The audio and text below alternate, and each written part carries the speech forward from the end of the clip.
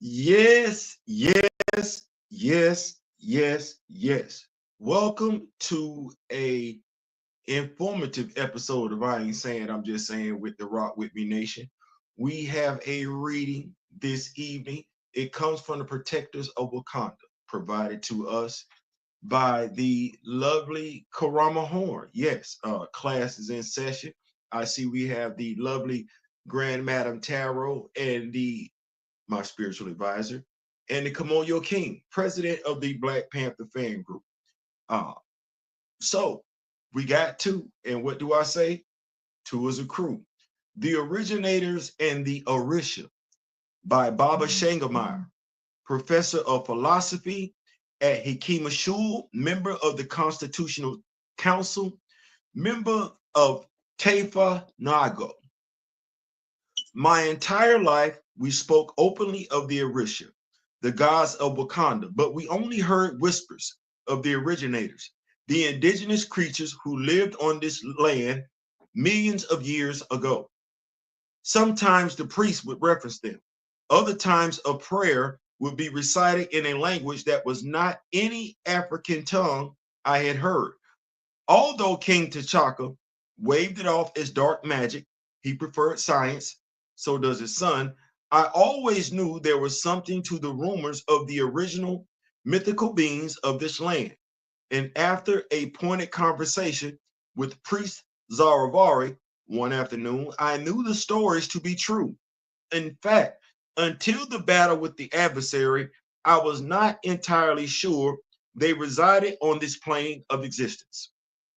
It is time you know the sad truth of the originators. How, with the help of the Orisha, we drove them off their land into the nether realm to spend the rest of their lives, leaving the Orisha at the gates to guard them, as I was taught anyway. But I'm getting ahead of myself. For you to understand the originators, we must go back to the very first leader of the Panther clan. No, I'm not referring to Bashinga. Bass blessed another man to lead the Panther clan approximately 1 million European years before King Bashinga. Our ancestors never gave him a name, but he was considered the first leader of the Panther clan, the first humans to come in contact with vibranium. We know him as Mosi. Those who encountered the essence of pure vibranium mutated into beasts. The originator's presence proves what Zaravari and I have been saying for years, that they were not mindless beasts at all. Based on his alchemic calculations, the raw vibranium, or fused with the residual assay or spiritual energy of the demigods that once walked among us, transforming the humans into descendants of the gods themselves. The following is a list of the originators we encountered during the battle with the adversary when Claw returned to our shores to fight King T'Challa. The order presented is how priest Zaravari and the remainders classified them. The remainders were those acolytes who dedicated their lives to the study of the elder gods. Their secondary purpose was to remain with the Orisha to watch the gates that kept the originators at bay. The originators. First, we have the Simbi, serpentine humans that were descendants from Set. I have heard of them from the saga of Marjata Mira. The Vanya, the talking apes, descendants of the white gorilla god of judgment, Gekre himself.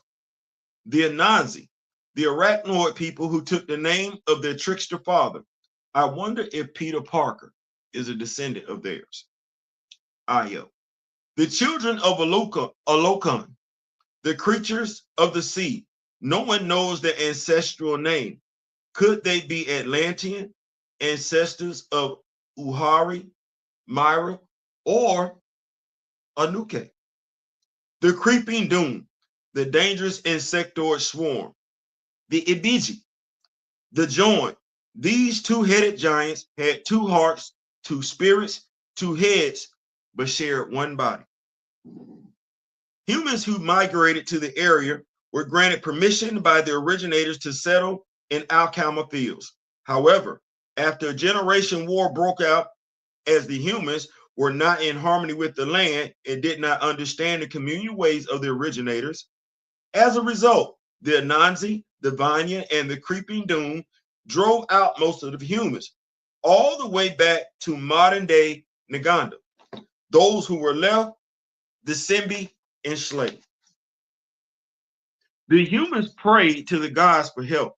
Bashinga, the knower, prayed as well. The Orisha, or elder gods that had coexisted with man since the dawn of the Alkumalan age, heard the prayers and answered by having the next great meteor of vibranium fall at Menengai.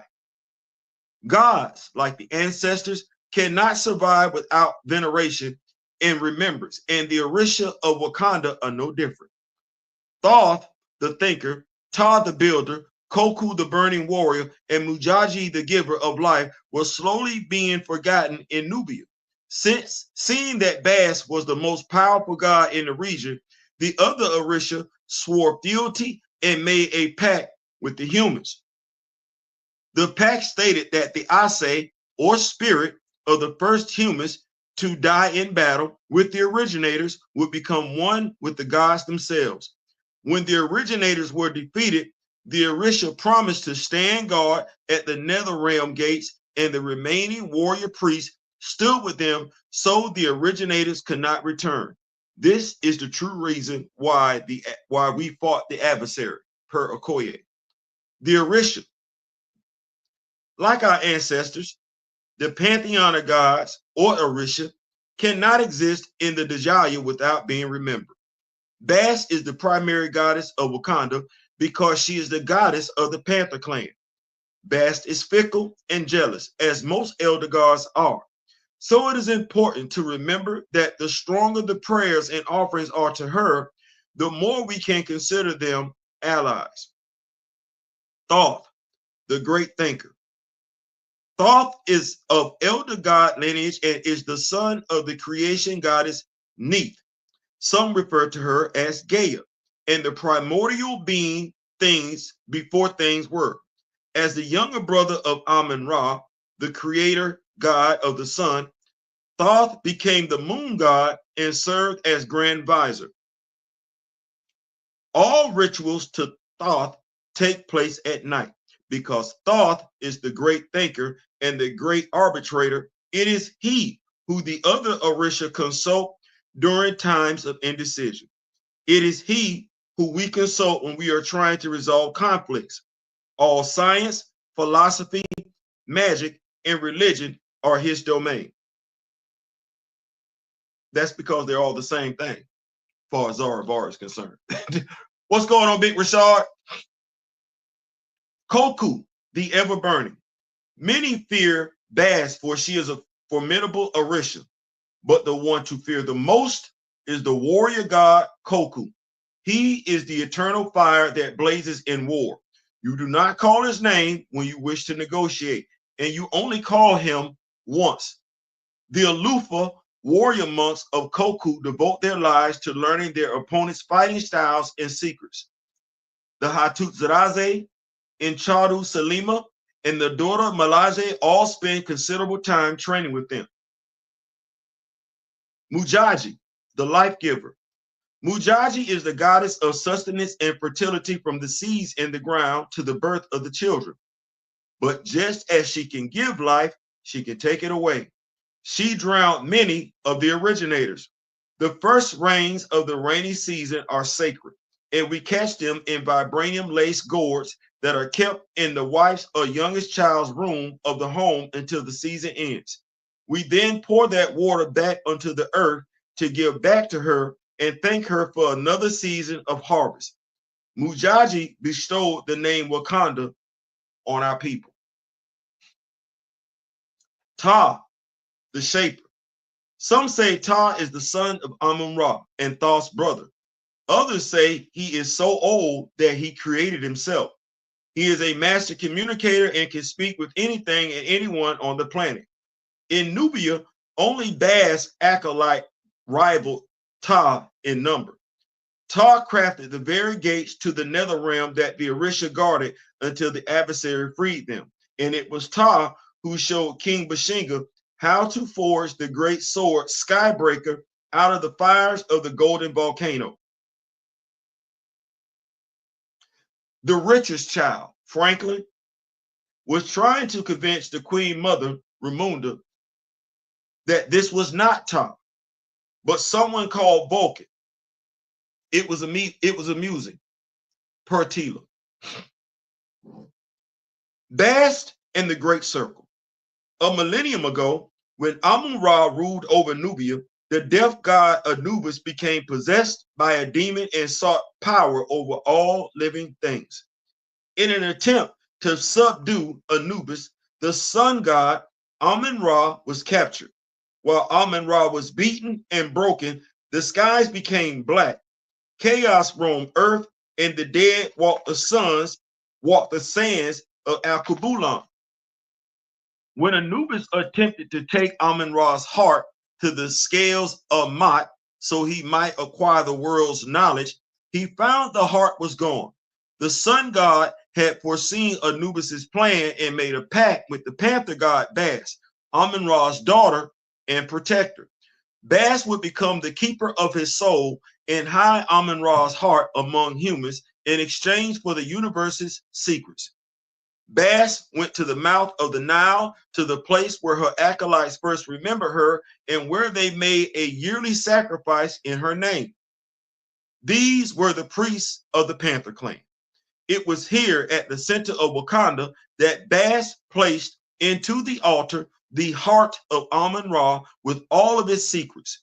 It is here that she blessed the leader of the Panther clan with the blood of her father and passed on the knowledge of the universe, the sword Skybreaker, and the promise that his lineage would lead the Panther clan forever in the great circle of life as long as Bast was venerated. The great Bashinga received knowledge of Skybreaker directly from Bast, per Io. All Wakandans do not worship Bast. The Hyena clan has been teleporting out stolen vibranium for years, and the Lion cult caused all that trouble with Morlan. Although I did save King T'Challa's life, so that should count for something, per Zaravari.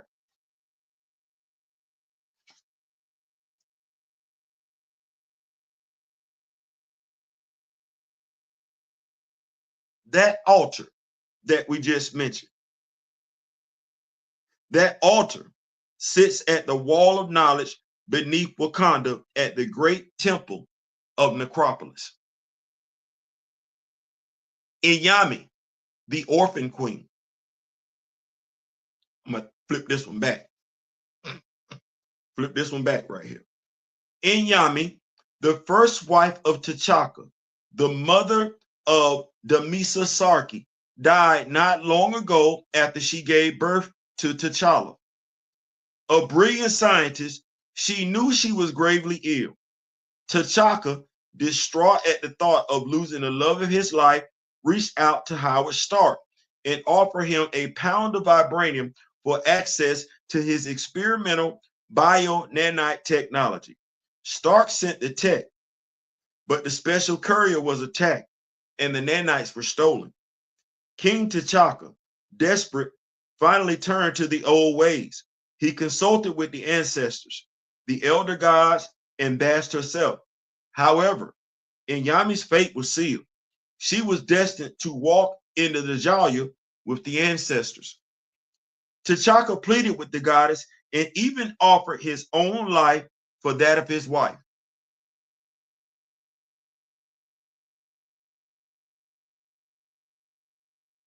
Bast did not accept and told him it was not yet his time, as his unborn son, T'Challa, was already promised to her, and he would need training. However, in return, Bast promised to elevate Inyami's spirit to that of a goddess when she transitioned to the land of the Djalia. Many elders feel that Inyami was reincarnated into young Princess Shuri when the child showed significant scientific aptitude at such a young age. At Necropolis, Inyami's tomb is closest to Bast, even closer than the Panther Kings that had come before. Bonus time, The Black Death by Aja Adana, Princess Regent Shuri, sister of Emperor T'Challa, former Black Panther, head of the Wakandan design group.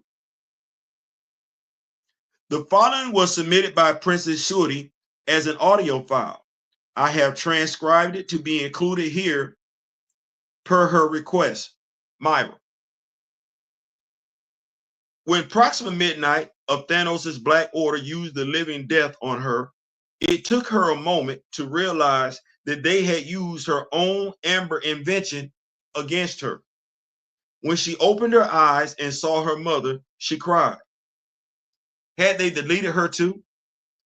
Through tears, she witnessed the vastness of Djalia and learned that the realm of the ancestors shows you what you need to see in ways that our human minds can't comprehend, or rather can comprehend. This was the reason the griot of the ancestral plane took the face of my mother, Queen Ramunda, because her eyes were my last thought as the amber encased me. I would walk whole centuries in the span of days. Time works differently there. Until I walked the plains of Djalia, I had only glimpsed an understanding of the length of the Black Panther line and the part that I must play in it. When I saw my father, I cried. He was dead. It had been so long since I had seen King T'Chaka, Baba in Djalia. He introduced me to my grandfather, King Azuri, his predecessor, King Takanda, and many others whose blood is sacred to the Panther clan. But there was another, the first leader of the Panther clan. No one remembers his name, but he dines with the elder gods. I could not see his face. We know him as Mosi. My role, in addition to scientist, Queen Regent, and former Queen of Wakanda, is now as the Aja Adana, or the ancient future. I am the personification of all the stories Wakanda has ever known. I am the voice of our collective ancestors, and they are so very proud of me. I think that's about it. Came in for a good time, not to be confused with a long time. We're going to keep up with these notes. We're going to keep up with these notes. We got Grand Madam Tarot, my spiritual advisor in the building. Kamoyo King, president of Black Panther. Big Jermaine, what's going on? Rashad, what's going on? Big Rashad, we in here. Ronnie J, what's going on? First person I thought of is Amon Ra. Hey, we in here. We in here. What's going on, Big Vernon? What's going on? Big Will, what's going on? We in here. We in here. Oh, hi, Theo. Yeah. What up? We in here, Theo. We in here. So as we do what we can, you know, somebody said the quickest way to kill a man's legacy is to stop telling his stories. We're not going to do that here. We did get us started on Karama Horne's book. I want to thank Miss Karama Horne for taking the time out to bless us with this book and everything like that. You see, we got some mentions in here in regards to Mosi. See, we got some mentions in here in regards to Mosi. You see what they said about Shuri? Hey, the reincarnation of Inyami. And if you do keep up with African deities, you do know that Inyami, that's the sky god. So yeah, so loving the fact that we have people incorporating African mythology in the story, telling the history of Wakanda. I'm liking that. This is something different. Want to do something different? Like I said, StreamYard should be screaming considering the prices. StreamYard ain't free. and y'all seem to prefer this style of videos and everything like that. So I figured I would give it a test, put on some garb, right? Some garb, throw some purple hue up in the room, right? And read. I don't think we need the pictures. You got any questions? I got a little bit of time. I see we got 8 people in here. If you could, y'all hit that like button. Could y'all please hit the like button? Leave a comment. You don't mind? Just, leave a comment, like button, share the video. Share the video. Share the video. Because we're gonna keep these coming. It's a lot of pages in this book. it's a lot of pages in this book. So we got some stuff we got to get out to the masses. What's going on, Big William? What's going on? Appreciate you, brother. Appreciate you so much. We oh Lord, wait, hold on. This my daughter. Yeah.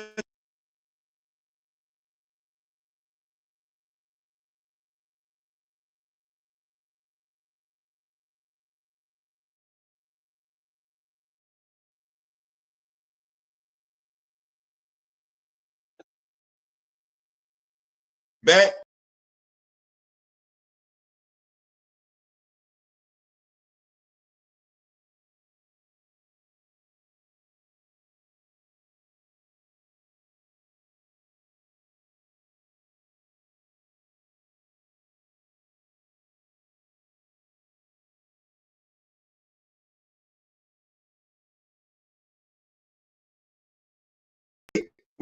We back. Baby girl called. Man, thank you so much, Big Will. I appreciate that, man. I appreciate that. Baby girl just called. Send a prayer up. She's flying to New York tomorrow from North Carolina for spring break. Send a prayer up.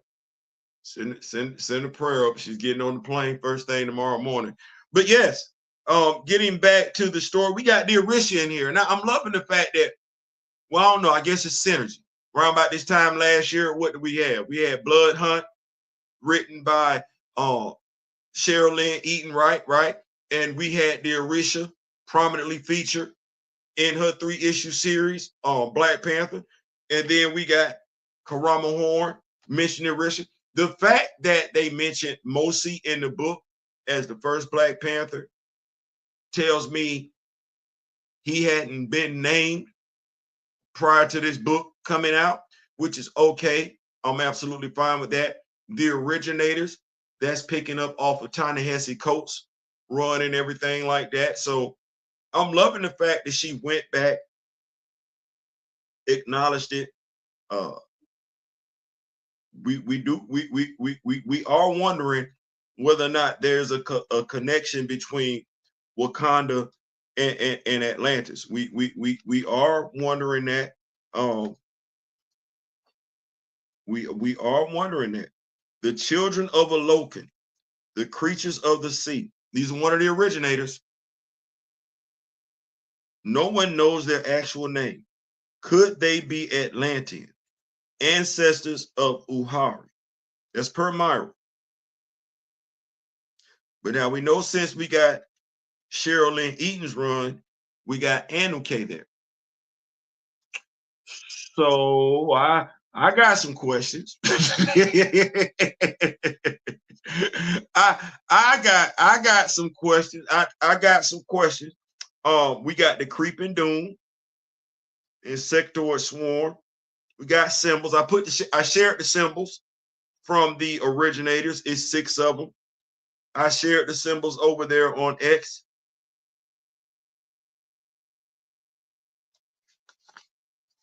The fact that we're mentioning Bast, we've heard this before. If you're a Black Panther fan, we've heard this before. Bast chose T'Challa from birth. That's referenced again, that she chose T'Challa from birth. I'm loving this fact here in regards to Shuri, who she's supposed to be. She's now the Aja Adana. Now, I think that's important because we've had so many people want to turn back the clock on Shuri. No, she's the Aja Adana, the ancient future. Her story arc is still being is still being written. So I'm loving this. I'm loving this. We're gonna keep the party rolling. And what I mean when I say we're gonna keep the party rolling, we're gonna make sure we come back with some more readings. It won't be as long as it took us between this one and the last one. And the next reading, because we covered the Black Death, we will be going over the history of the Panther lineage. That's right. We will be going over the history of the Panther lineage. We will go ahead and schedule that for 9 o'clock tomorrow. Ain't no football going on. Ain't no football going on. So 9 o'clock tomorrow. Come with it. Come with it, because good God, boy, look here. We gonna talk about it. The history of the Panther lineage. Make sure you're gonna be comfortable. Make sure you're gonna be comfortable. Make sure you're gonna be comfortable. Because that's a lot. That's a lot.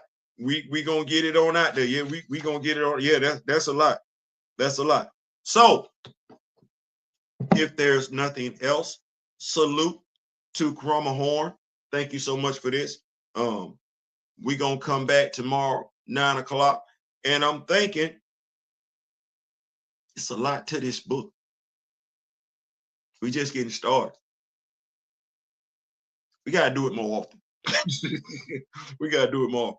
That said, we out. Mr. Molot, Big Will, thank you so much for that. I definitely appreciate that. And according to Chad, my wife, we're gonna have to do some stuff to get some stuff out to members and everything like that. And we are definitely working on that. I know Big Kamoyo had made some contributions to that. We're gonna start doing some stuff. I'm talking to my brother Big Daryl and everything like that. And we're gonna have to start getting some stuff out to the members and everything. For rocking with us and everything like that. Because without y'all support, we definitely couldn't do it. So that's it. I'm out. Once again, thank y'all so much. Thank you so much, Big Will. I definitely do appreciate that. We're going to make it do what it's going to do. We're going to keep investing in the channel. Y'all see we got stuff going on. So we're going to keep investing. We got some more action figures that's going to be coming your way. Custom action figures that we're making. So you know what we got going on with that. So make sure you got your notifications on. Make sure you got your notifications on. We're going to be coming to y'all with some more comic book related stuff tomorrow. We got the question Along the Watchtower, issue 2. We're going to be bringing that to you. Leisha's hobbies might be popping up tomorrow. Not necessarily sure. She might be making something do what it do right there. I can't stop, won't stop. We got to continue David List run, Black Panther. Not the most dangerous man alive, but Black Panther, Man Without Fear. Yeah, we got, so yeah, Black Panther, Man Without Fear. We bringing that to y'all tomorrow. And we bringing Question Along the Watchtower. We bringing that to y'all tomorrow. And I know y'all like, damn, and yeah, and 9 o'clock tomorrow, Protectors of Wakanda. We going to listen. If you got a question about the history of the Black Panthers, we're going to answer tomorrow. That said, till next time, remember the late, great Don Cornelius and Chadwick Boseman. I wish each and every last one of you love, peace, and so we out.